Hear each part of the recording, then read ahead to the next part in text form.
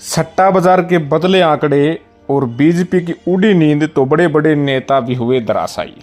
जी हाँ, ध्यान से देखिएगा। सट्टा बाजार के मुताबिक किस पार्टी को कितनी सीट आते हुए हरियाणा में दिखाया गया है। आपसे आग्रह है कि इस वीडियो को शुरू से अंत तक ध्यान से देखिएगा, सुनिएगा और समझिएगा। लेकिन उससे पहले कमेंट करके ज़रूर बताइएगा आपको क्या लगता है हरियाणा में इस बार किस पार्टी को कितनी सीट आएगी। आपके कमेंट बहुत ज़रूरी हैं, सर्वे के आधार पर पिक किए जाएंगे, तो ज़्यादा से ज़्यादा कमेंट करें। आपके कमेंट्स को बड़े बड़े नेता भी पढ़ते हैं, तो कमेंट साफ शब्दों में ज़रूर कीजिएगा। सट्टा बाजार वैसे तो गैर कानूनी है, लेकिन राजनीति में बहुत ही अहम भूमिका निभाता है। बड़े बड़े नेता हो या मीडिया हो, सट्टा बाजार की ओर जरूर देखता है। सट्टा बाजार में बताया जा रहा है कि जो आंकड़े होते हैं वे अलग तरह के होते हैं। जिसके लोएस्ट प्राइस होते हैं, जिसकी कम कीमत होती है, वो जीत का दावेदार होता है। जिसकी ज़्यादा कीमत होती है वो हार के कगार पर होता है। और उसके साथ साथ कुछ मामलों में फेवरेट नॉन फेवरेट की बात भी आती है। जो फेवरेट होता है वो जिताऊ, नॉन फेवरेट होता है वो हारने की ओर होता है। लेकिन 2014, 2019 व इससे पहले सट्टा बाजार ने आंकड़े बताए हैं वो सच भी साबित हुए हैं।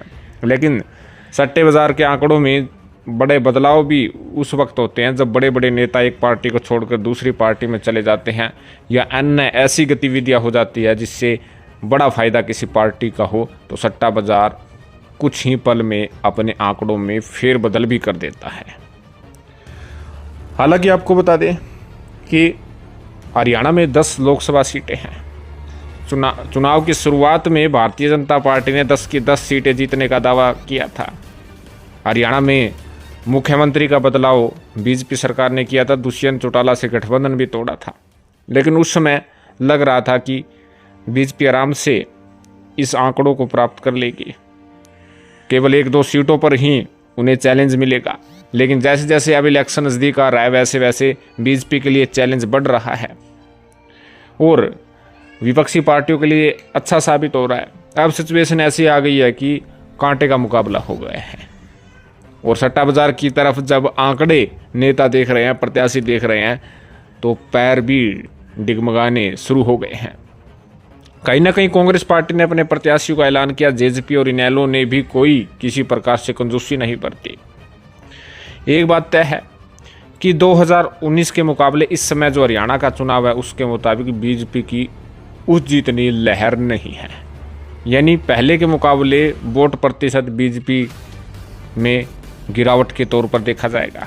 जहां पहले 50% से ज़्यादा वोट प्राप्त किए थे, वहां पर वोट प्रतिशत खिसकने की संभावना तय है। जो बीजेपी हरियाणा के लोकसभा चुनाव को आसान समझती थी, केवल मोदी के चेहरे पर डिपेंड कर रही थी, वो डिपेंड कहीं ना कहीं धराशायी होता हुआ भी नजर आ रहा है। एक बड़े ही नेशनल मीडिया ने अपना डाटा दिखाया है।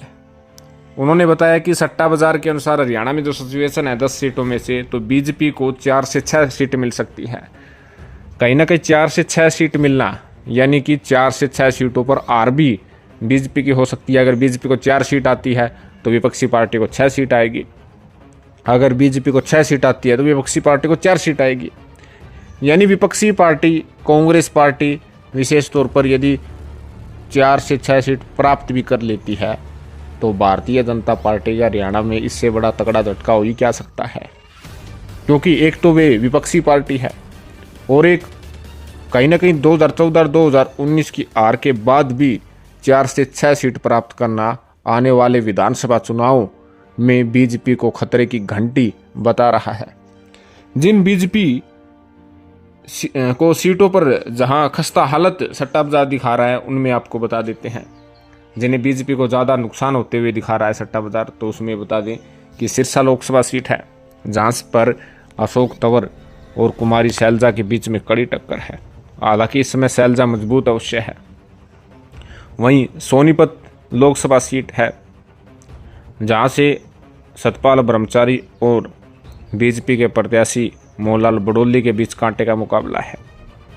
वहां पर भी कांग्रेस को मजबूत होते हुए दिखाया है। रोहतक लोकसभा सीट है।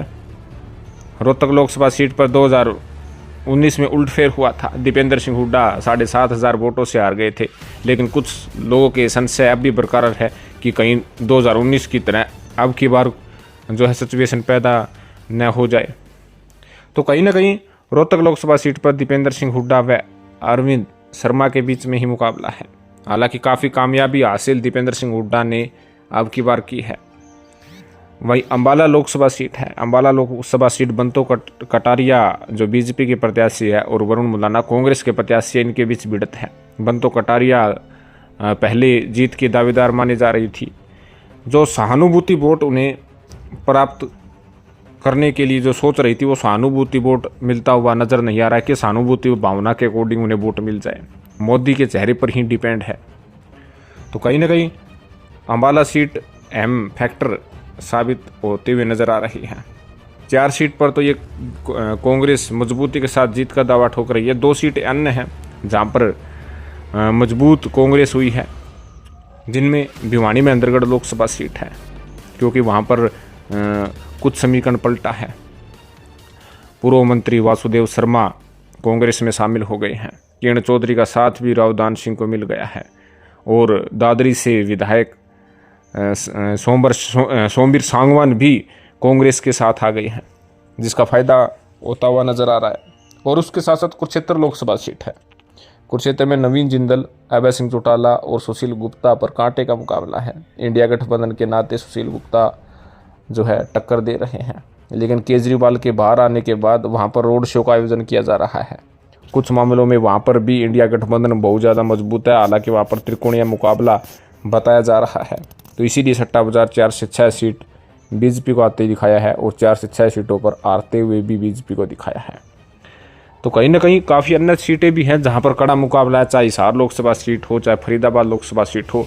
हालांकि करनाल और गुड़गांव लोकसभा सीट पर बीजेपी मजबूत अवश्य है, लेकिन एक बात तय है कि मामला वहां पर कुछ अलग देखने को मिल रहा है कि अब की बार जो सट्टा बाजार ने अपने रुझान पेश किए हैं, उससे कहीं ना कहीं बड़ा धमाका हरियाणा की राजनीति में होना तय बताया जा रहा है।